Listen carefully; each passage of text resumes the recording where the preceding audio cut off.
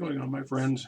This is Rick, and we live in terrible times, and hopeful times, and weary times, sick times, and other stuff. And we're all coping with the range of things. It's just terrible. I'm sitting here at my little home studio, doing a video, and making some commentary and some thoughts of the world in general. I'm also working on stuff for my YouTube channel and so on and so forth. So please bear with me. Click in, don't click in, however you want to look at it. I've sat here and we've dealt with some pretty stressful issues over the past 4 months. KCCI's Tommy Clark is live in the East Village. And Tommy, what can you tell us? Looked at facing a worldwide pandemic. Well, TCI, the streets may be clear, but the businesses, the buildings here are still damaged. You can see the federal courthouse behind me here. The glass is shattered on all of the front doors here. We have security just inside because of that. Pretty much the first row of windows, just about every window has some damage to it. And if you look up, multiple stories up, you can see shattered glass at one of the windows. This is the federal courthouse. So this all began with a peaceful protest. When that gathering ended, people were asked to disperse. All but 200 did. Those 100 started marching down Court Avenue eastbound. And when they got to the police officer that was helping block off the road at East 2nd to court for the protest, police say people attacked him, swarming his cruiser, jumping up and down on top of it, trying to smash windows and get to him. The officer deployed pepper spray out the window, which put the crowd back. Things escalated from there. People throwing rocks and bottles at police, causing minor injuries to officers. Representative Akeo Abdul-Samad, along with other respected community leaders, attempted to mediate with people, but it was clear rioters were not willing to leave. Police say they had their tactical unit ready for this type of situation. There were 70-plus officers from 3 different agencies on scene to control the chaos. At one point, police deployed tear gas to disperse the crowd. Some left and others got more violent, then turning on the neighborhood, smashing windows at businesses, the Embassy Hotel and federal courthouse, destroying a car and damaging other vehicles. If you come back out to us here, you can see we're just across the street now. The embassy has a lot of damage too. A crew just left that was working on the windows here. They're all boarded up. There's glass all over the ground, so you can see that the businesses, they still have a lot to clean up after what happened last night. And we do know that there is still a police presence. There were 12 arrests, and we just spoke with police who were just a block away from here. I'm going to show you that police presence in about 15 minutes. We're now live in downtown Des Moines. I'm Tommy Clark, KCCI News, Iowa's News Leader. Tommy, thank you. Well, the rally started off calm outside the Des Moines Police Station. Close to 1,000 people were on East 1st Street for the planned rally at 6 p.m. We saw people of all ages and races gather, and the crowd got so big it spilled into the streets. Demonstrators used the rally to express their outrage over George Floyd's death. The speakers called for more unity instead of division. They say the entire community needs to come together and support each other, and also the police. Now, at the end of the event, organizers told people to leave, but about 200 chose to stick around. A crews watched as people threw rocks and bottles at officers and broke police car windows. A line of officers in riot gear lined up to control the crowd, but the tension escalated into violence. At one point, State Representative Akeo Abdul-Samad was standing between police and protesters in an attempt to defuse this situation. This morning, the person who organized the original rally says he's upset with how his event ended. Michael Turner writes in part, "While we sympathize with the feeling of anger amongst many Americans, we are deeply saddened and disappointed that a small group of protesters stayed on site and began to damage property and antagonize our police who supported our cause without disturbance. We hope today will be recognized for the positive impact created, and we look forward to working together more." With the job I get. The Des Moines Police Department is voicing a similar message. Officers ask people to stay focused on the peaceful good we saw just hours before the protest broke out. We don't want to look at a protest and think automatically that this is what started that. That's not what happened tonight. There were people who were given a safe space to exercise their constitutional right and their First Amendment and talk and try and get the dialogue going. $600 a week. But, and this sounds very, very familiar. You had a small group that made a large group look really, really bad. Like one cop in Minneapolis has made all of this happen down here right now. And it's you've got good cops, we've got good leadership in this city, and we've got good community leaders. We're going to sit down. We'll get through this. We'll get this built back up. Very resilient people here, and we're proud of our city. We're embarrassed by the actions of this group, because it does not represent who we are or what we are. Des Moines police say at least 12 people have been arrested. However, in a situation like this, making arrests is not a top priority for officers. They say they're more focused on keeping the peace. A March for Justice for George Floyd and others who've lost their lives will be held this afternoon in Des Moines. It starts at 1 p.m. at the corner of East 14th and University. Today's rally is organized by Mothers Against Violence and the Des Moines Stop the Violence crew. They ask people to wear face coverings and to social distance. Physically speaking. Meanwhile, back to the issue with the people and the riots going on there in the world as we see it.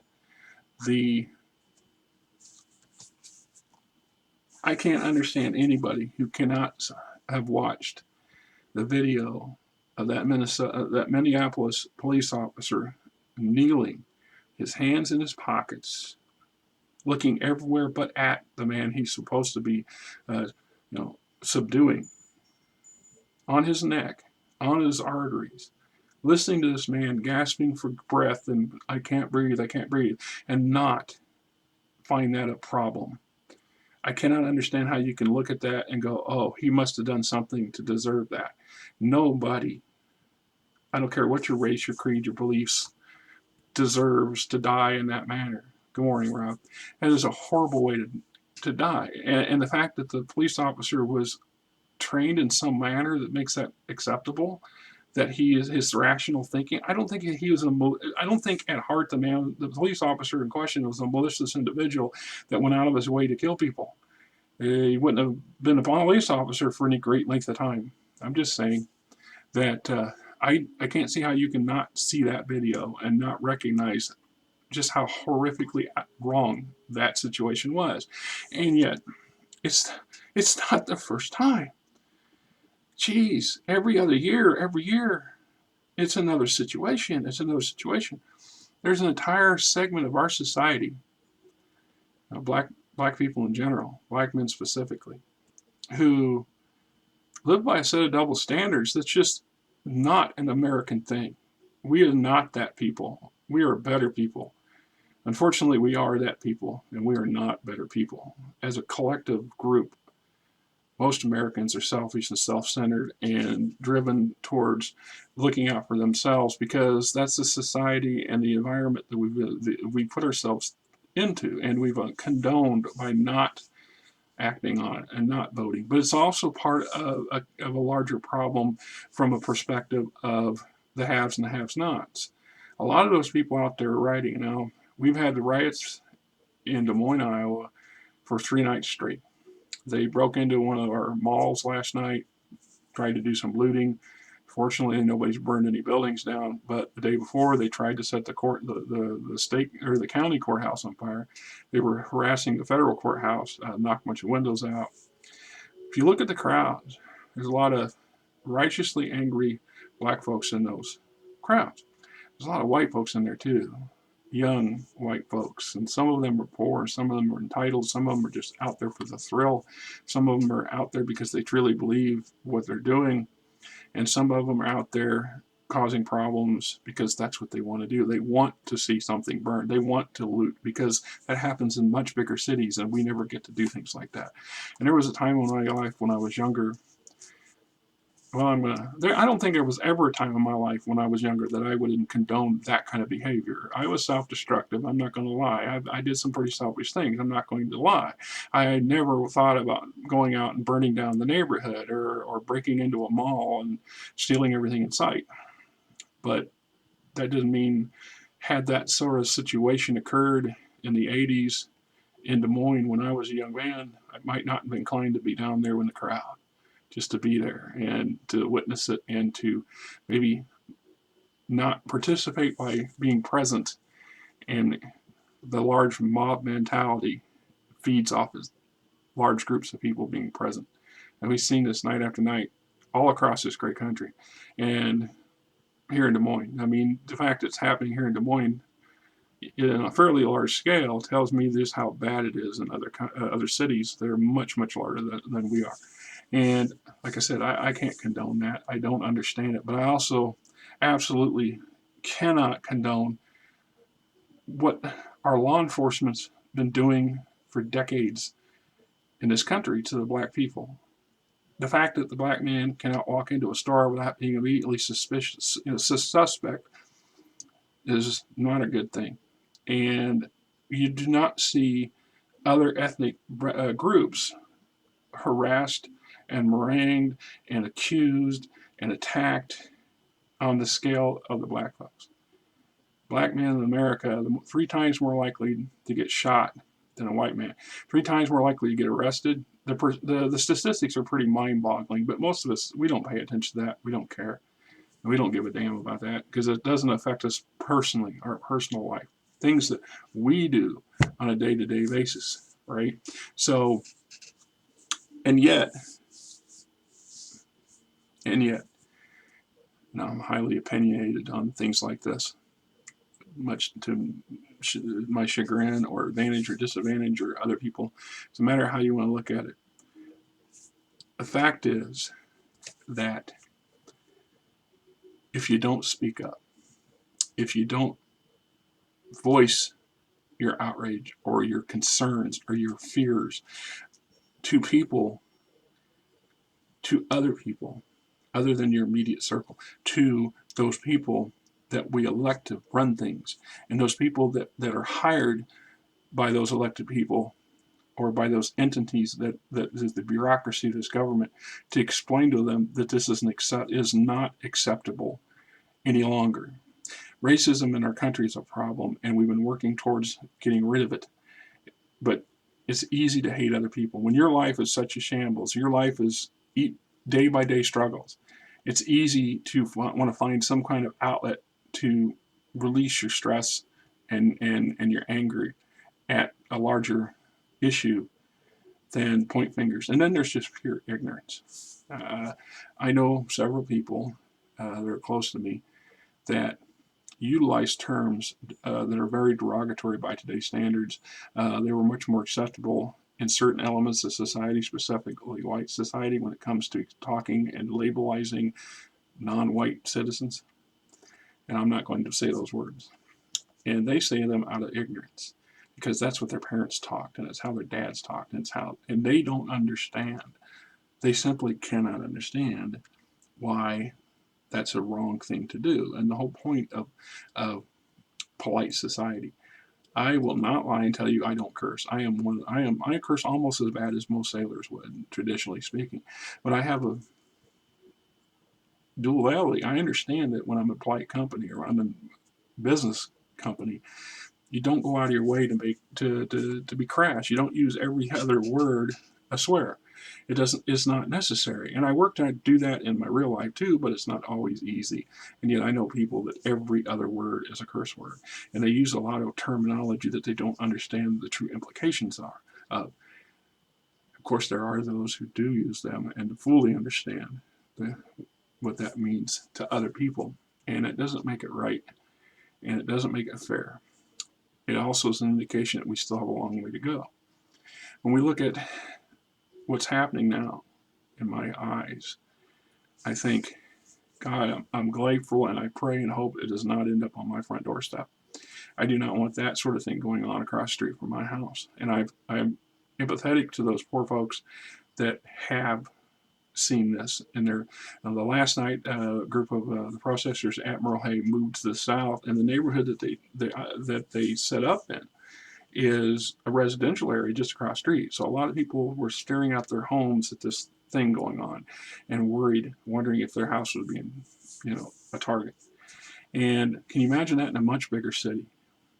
Like I said, to see this sort of thing in Des Moines, Iowa, on the scale that we've seen for 3 nights straight, should be an eye-opening thing. And a lot of people don't want to open their eyes to this. And like I said, we live in a country that somewhere down the line, somebody has hijacked the concept of the American dream. And even then, all along through our history, the American dream came in several forms, and it wasn't equal. Not everybody had equal access to education and healthcare, and they didn't have the equal opportunities to step out of poverty and to work their way into something better. And there are so many more roadblocks in position now than there were then, and a lot of them are subtle and cleverly disguised and cruel, where they sit there and you will scrap your way up out of something, and the minute something fails, a minor setback becomes catastrophic because it's so much more impactful on your life. So we live in a country where the minimum wage in Iowa is $7.35, $7.95, something like that. You cannot support yourself on that money. And of course, I've heard the arguments for years where everybody goes and says, well, it's not meant to be supplemental income. It's not to be a living wage. It's meant for the young people when they're first starting out or for part-time. Well, that's the problem, see? That's the problem. Our economy and our corporate-minded America has turned a lot of those lowest-paying jobs into everyday jobs where there isn't any climbing up out of it. And the minuscule amount of raises you can get will never amount to a living wage. It wasn't until I started getting paid $15 an hour that it was feasible for my wife and I to buy a house. And even then, we live pretty modestly, and we keep that mindset at all times. We know that we're one step away from something bad. I mean, I had to scrape up money to get enough money to go to the dentist the other day. Money we would have put in savings if we could. And with this pandemic, the hours are cut. Before that, first part of the year, the company I worked for, the truck broke down for 6 weeks, and I ended up going into debt to the company just to keep my bills paid, and we're just now paying that back. Plus, we ran up some credit cards, so our credit cards are pretty high, and we're paying those back. We're hanging on there, but it's real easy for me to understand. The $15, $16 an hour is the beginning. And I got thinking, that 4 weeks when I got that extra $600 from the unemployment office, where I was pulling down $800 every week without having to work 70 hours to get $800. You see the difference? I could work 30, 40 hours and make a decent enough wage. And I understand what it was like for a brief moment to have a real job with a real paycheck. And now I don't, because things changed. Like I said, the company's back into working, so the unemployment's no longer valid, is what it is. So I'm a big supporter of the potential for universal income, giving everybody at least a little bit of money every month or every week. Making education, should be free up to the college level in this country. 12, grade school's free, high school's free for those people, as part of taxes. Nothing is really free, but it's accessible to everybody.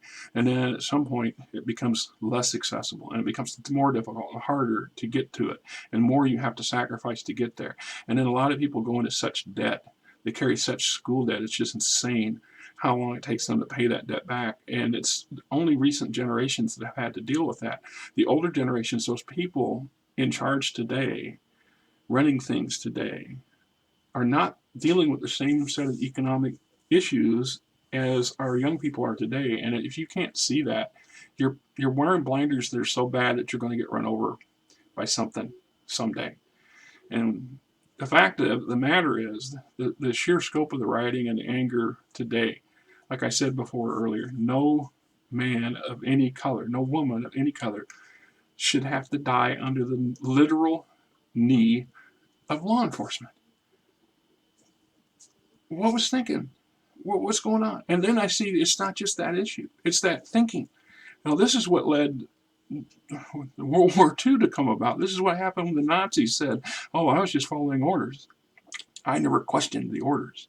So later, a few days later, what do we see? I'm watching the news, and there's a CNN reporter, a black reporter, who basically gets targeted and arrested by the same Minneapolis Police Department that killed this man a few days earlier. And it never occurred to these officers out there that there's a formal news crew with CNN tags all over their stuff, And the guy's showing them his badge, his work badge, and he's saying, "We are from CNN, and we are filming live." And these guys still arrested this man, and then his whole film crew, and kept the camera running. You don't think that officer should have stopped and said, for common sense sake, "Ooh, let me call somebody." And they made sure that their superiors understood this was all broadcast live. Do you really think this is a wise thing to do? Last night, though, this is a law enforcement problem, an aggression in the law enforcement system that's perpetrated and pushed an agenda, whether they understand it or not, whether the average Joe officer, who's mostly decent people, are still being programmed and trained to react in a certain way.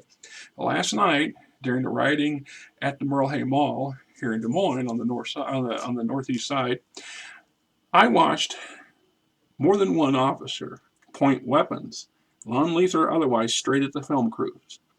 And the film crews, even, you could hear it in their voice, were suddenly doubtful that individual was not going to pull a trigger on them.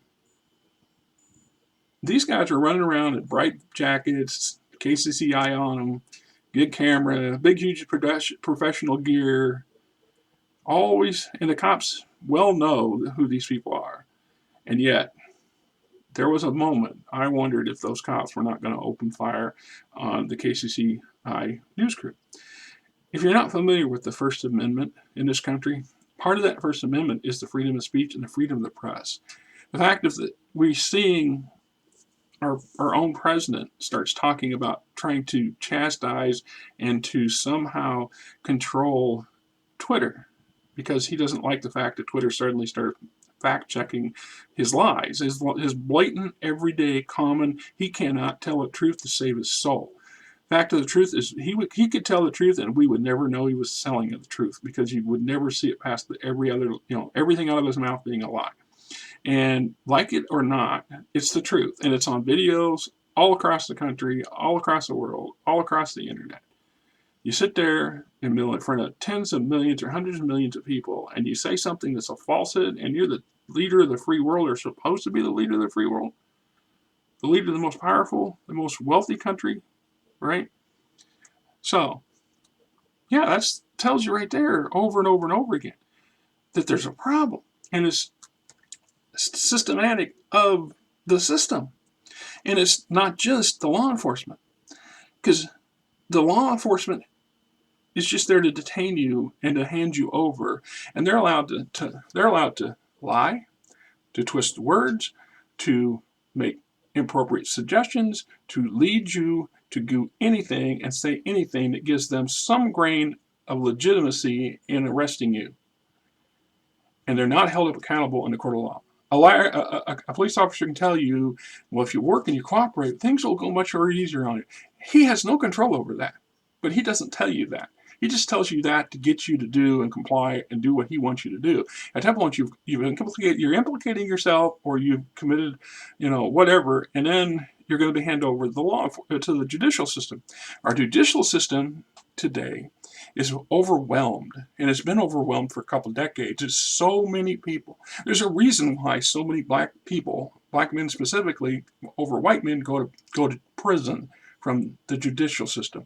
It's not the cops who arrested them who put them in prison. It's the judicial system where fair and impartial judgment does not exist unless you can afford to pay for it. You're not innocent until proven guilty. You are guilty unless you can afford to prove you're innocent, period. And when we look at the law, the judicial system, it's all about the deal. It's about trying to get you through as fast as possible and cut some kind of deal. And if you agree to any deal and you're not guilty, you just admitted to being guilty, and at that point, it's all an uphill fight. Be that way for the rest of your life. And they can tell you that someday, we can get your stuff expunged.